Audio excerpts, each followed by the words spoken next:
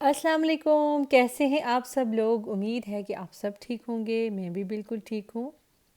तो आज सुबह ब्रेकफास्ट के बाद मैंने किचन को क्लीन कर लिया था। तो सोचा आपके साथ में आज दिन की जो रूटीन है वो शेयर करूँगी। ये देखें, एक साइड पे हमने इस तरह से छोटा सा टेबल लगाया हुआ है। साथ ही हमने इसकी फ़िटिंग की हुई है और चेयर्स लगाई हुई हैं। यहीं पे हम लोग ब्रेकफास्ट कर लेते हैं सुबह। और दूसरी साइड पे मैंने नाश्ते के फ़ौरन बाद ही सुरख लोबिया की दाल जो है वो कुकर में चढ़ा दी थी। मैंने सोचा चले जितनी देर दिन का टाइम होता है इतनी देर में दाल जो है हमारी वो अच्छे से गल जाएगी। तो नाश्ता हमारा वैसे सुबह स्टार्ट होता है और बारी बारी जब सब करते हैं तो उसके बाद तकरीबन 10 हो जाते हैं जब हमारा आखिरी नाश्ता होता है। उसके बाद मैंने एक दाल चढ़ा दी थी। तो ये देखें, दाल के साथ ही मैंने सारी मिर्चें नमक वगैरह सब कुछ बीच में डाल दिया था।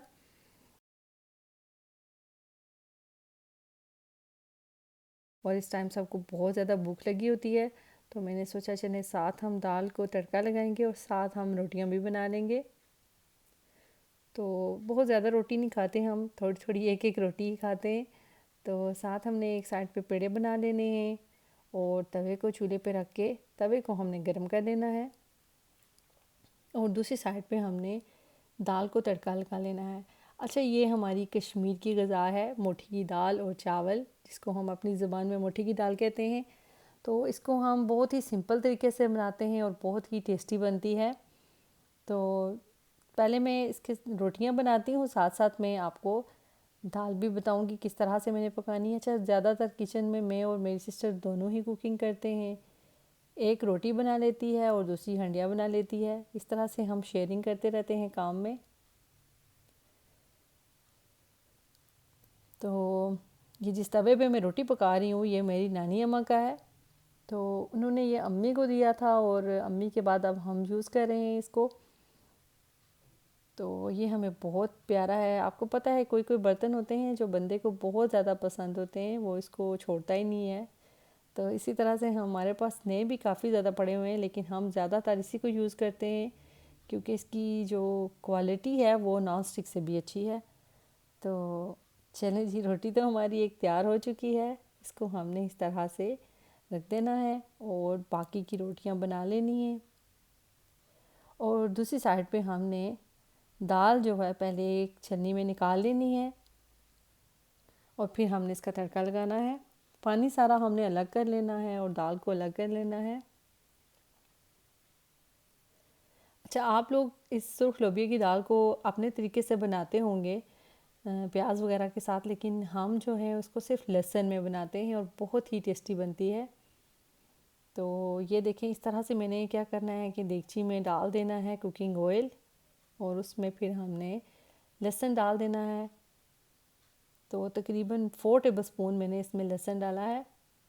अच्छा, लहसुन का पेस्ट बनाते हुए मैं साथ इसमें डाल देती हूँ थोड़ा सा सूखा धनिया और उसको उसके साथ ही उसका पेस्ट बना देती हूँ। तो इस तरह से दाल का जो टेस्ट होता है वो बहुत अच्छा आता है। तो मैंने क्या करना है कि पहले लहसुन को गोल्डन कर लेना है। बिल्कुल लाइट सा गोल्डन नहीं करना, थोड़ा ज़्यादा सा गोल्डन कर लेना है।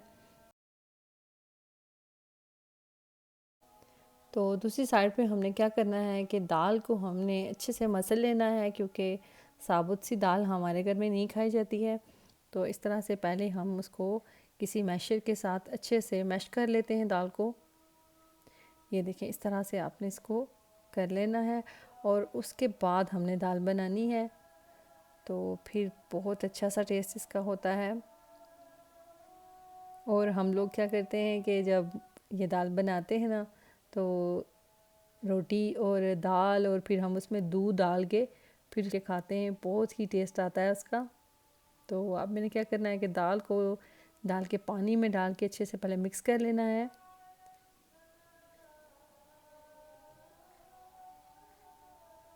और उसके बाद हमने इसको लहसुन में डालना है। तो लहसुन हमारा अभी तक गोल्डन नहीं हुआ है।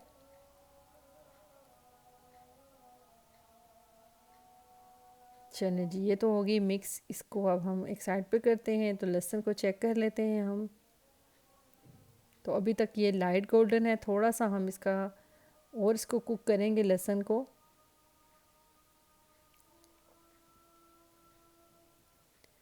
ये देखें अब ठीक है इसका कलर, और अब इसकी खुशबू भी बहुत अच्छी आ रही है। तो अब हमने इसमें ये दाल और पानी डाल देना है। अच्छा, हम काफ़ी ज़्यादा पतली सी दाल बनाते हैं,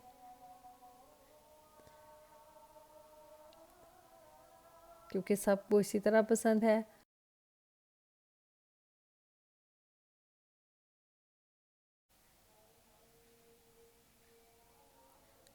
जी, थोड़ी सी नीचे गिर गई थी तो मैंने इसको साथ ही साफ़ कर लेना है।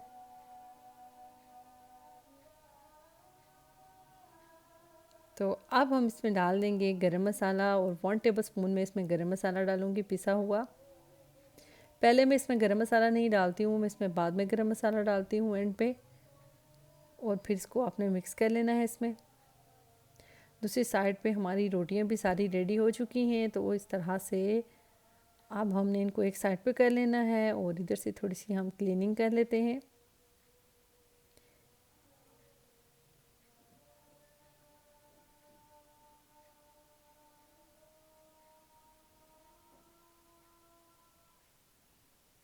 और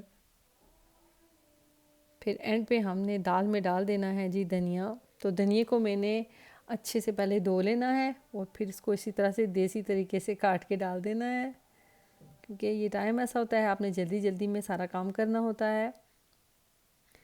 तो चलें जी, अब हम इसको ऊपर से कवर करके थोड़ी देर के लिए छोड़ेंगे। इतनी देर में दाल आपकी जो है अच्छे से बॉईल हो जाएगी। और दूसरी साइड पे हमने ये जो बर्तन इतने ज़्यादा हमने गंदे कर लिए हैं, इनको हमने धो लेना है।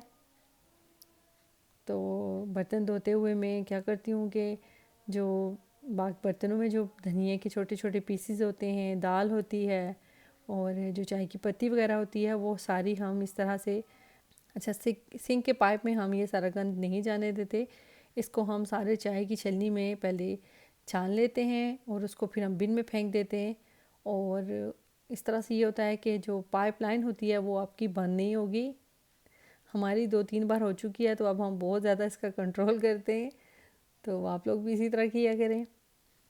और इस तरह से मैंने सारे बर्तन वॉश कर लेने हैं, और इस तरह से प्रेशर कुकर में हमने ज़रा अच्छे से इसकी सफाई कर लेनी है। देखिए सारा गंद जो है वो मैंने एक साइड पे कर दिया है, गंद मैंने बिल्कुल बीच में जाने नहीं दिया है। तो इस तरह से हमने प्रेशर कुकर को चमका लेना है। उसके बाद हमने एंड पे जो है सिंक को भी अच्छे से धो लेना है। साथ साथ आप सफाई करते रहें तो ये होता है कि ये चीज़ें ज़्यादा गंदी नहीं होती हैं। तो मैं बस जब भी बर्तन धोती हूँ साथ ही मैं सिंक को भी साफ़ कर देती हूँ। तो इसके बाद हमने जो चाय की छलनी में सारा गंद निकाला है वो सारा हमने बिन में फेंक देना है। अच्छे से इसका पहले आप पानी निकाला करें, और फिर आप इसको बिन में फेंका करें। चलिए जी, अब तो हमारी सारी क्लीनिंग कंप्लीट हो चुकी है। आज का व्लॉग मैं यहीं पे ख़त्म करती हूँ। दिन के खाने का टाइम हो गया है। अपनी दुआओं में मुझे याद रखिएगा। अल्लाह आप सबको भी खुश रखें। ओके जी, अल्लाह हाफ़िज़।